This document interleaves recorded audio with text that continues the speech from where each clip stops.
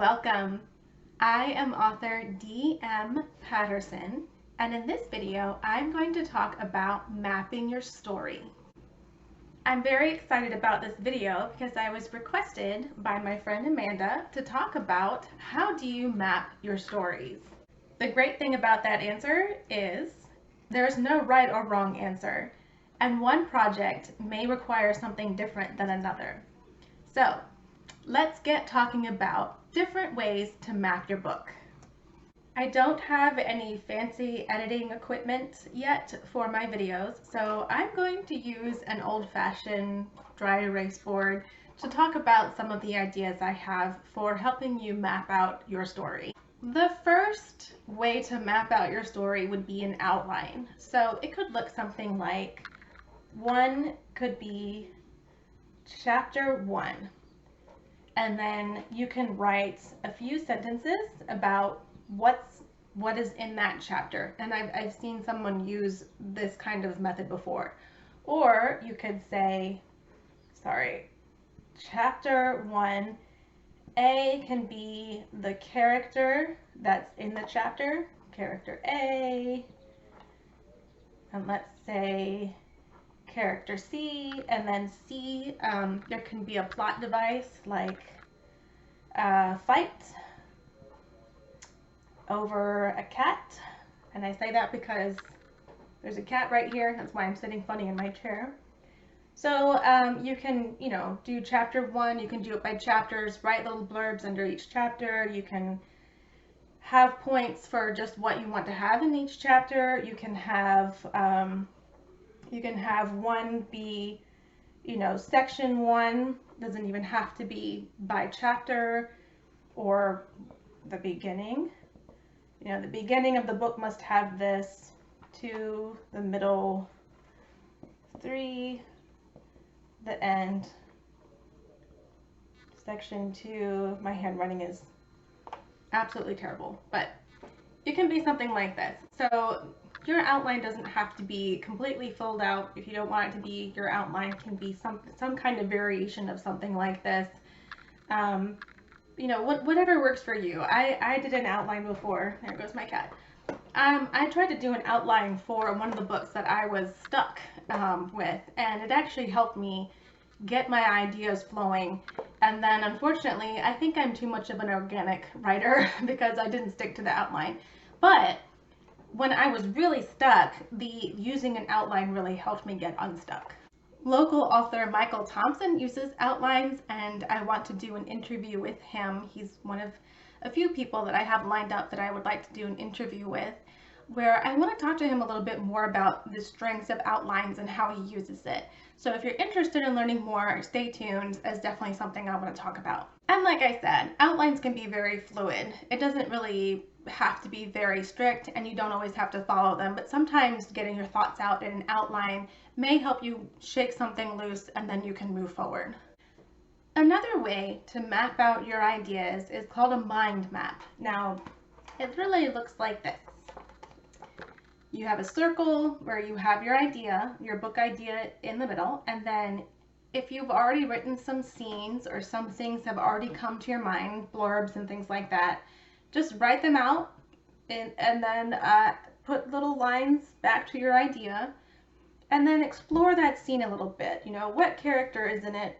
What plot line is in this? What plot is in this scene? Is there a character in here that could maybe you can start connecting the character? You can connect this plot line that you have in that scene with this scene, things like that. And then you can start having ideas like this scene can then lead to this next plot, and then for this plot thing we need this scene that's very important, and these characters, well, this is getting hard to write like this with nothing to lean on. But you can do plot and then a scene, and then this character needs to be in it, and this character needs to be in it, and this is now connected. So the more you think out ideas like this. How is it connected to your idea? What about these scenes that you wrote, break them down a little bit into these bubbles, and then see if those bubbles have connections to each other. As you are going down into these bubbles, you know, it's not necessarily as structured as an outline, and that's fine. You know, your outline doesn't even really need to be that structured either. But you might start seeing where some of the holes are that you have in your plot. You know, for example, you have this scene here, it needs to be connected to this plot here. So what needs to go here in order to connect those two? Or this character right here needs to still be connected to this scene somehow. So what's missing? And then, you know, you have this idea and you can just keep going. Just keep thinking, how does that connect? What else do I need to do? So mind mapping like this, these bubbles, is just another way to see it sort of spread out, kind of like how you would in an outline. Seeing it all in front of you and potentially being able to see how you can connect those scenes together. It may help, it may not, it may frustrate you. I don't know that I've ever used the mind map when I was doing my personal writing, but I know I've used mind maps for exercises for when I was writing in school. But I don't think this is something that I've worked with personally. It's not a go-to thing for me. But I can see how it might work for somebody who has already written some scenes and they don't know how they connect. Another method I have seen that I have used, so I'm trying to give you methods that don't necessarily cost a lot of money first. And I used an electronic version of this called Scrivener. But pretend this is, we'll say, either the floor or a cork board. And then you can get 3x5 cards. Oh, thank you, Sasha. Yes, hello. So 3x5 cards. Write your scene, your character descriptions, write your plot ideas, your subplots, you know, more characters, scene, if there's scenes that you have already written out, let's see. If you have scenes that are already written out, go ahead and put them on there, you know, put a blurb, a little blip of each thing, you know, scene here, oh goodness.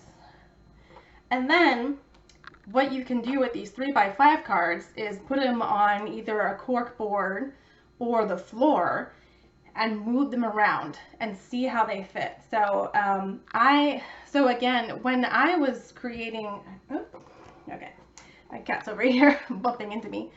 I used an electronic version of the posting the 3x5 cards up on a cork board. It's called Scrivener. When I was working on one of my books called It Shows 3, and the reason why I used it and why that helped me was because I was writing a lot of scenes that were not necessarily connected to each other, but that would fit in the book somehow, and I didn't really know how or really where they were going to go.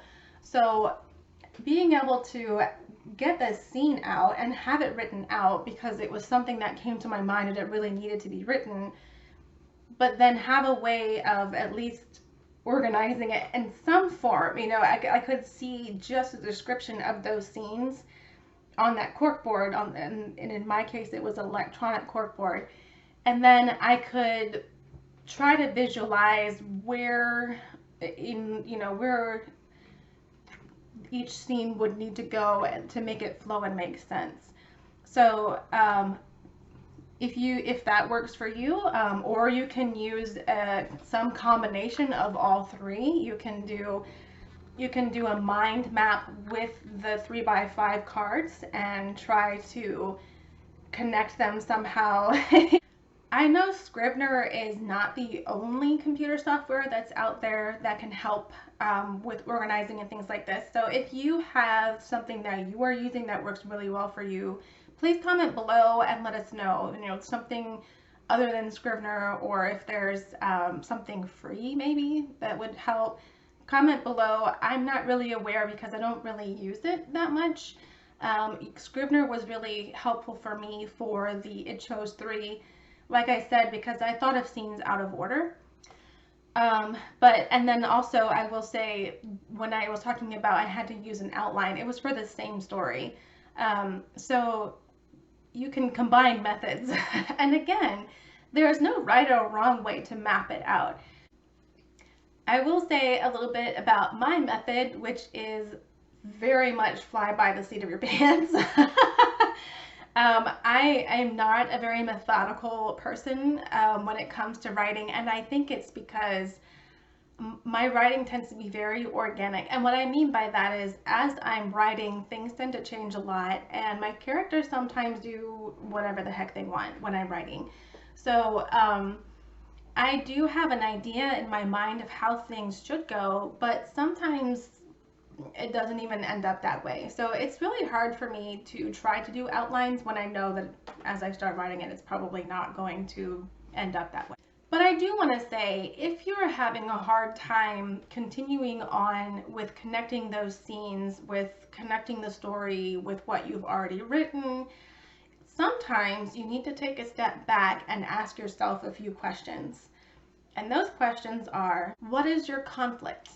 And I talked about this briefly when we were talking about character development, because the conflict of the story is pretty much the root of your story. It's moving it forward. Your character development, your plot development, how things are evolving or devolving, depending on the story, is going to be a reaction to the conflict. I write scenes out of order all the time. If I have an idea for a scene that I think is really strong and needs to be written, I just get it out and I'll figure out where it goes in the book later. And sometimes, unfortunately, sometimes it doesn't go in there. Sometimes I needed to get that scene out because my own mind was working through the story. And it really does suck when you have to cut something. Ask yourself, when you're looking at those scenes, where is it in connection to my conflict? Also, what is it saying about my characters? Is it showing any character development or progression in any way? Is it showing something about the plot that needs to be there? And if so, if you can answer those questions for each scene, then you might be able to start putting them into place and then figuring out what it is that's missing between them that can connect them more. So make sure that you are keeping the conflict of your story. What is your story all about? And what are these characters? What's their development? What's their story? What's their part in this? Keep those in mind when you're looking at the scenes that you've already written. And then as you're doing either your outline or your mind map or pinning up your 3x5 cards, that should be able to help you bring these things together. Thank you so much for watching. I hope you were able to find some encouragement and maybe a tip or two on how to keep going on your writing journey. I'm definitely rooting for you, and I hope that you're able to sit down and enjoy that journey. Now, Sasha says, go write, right? Go write.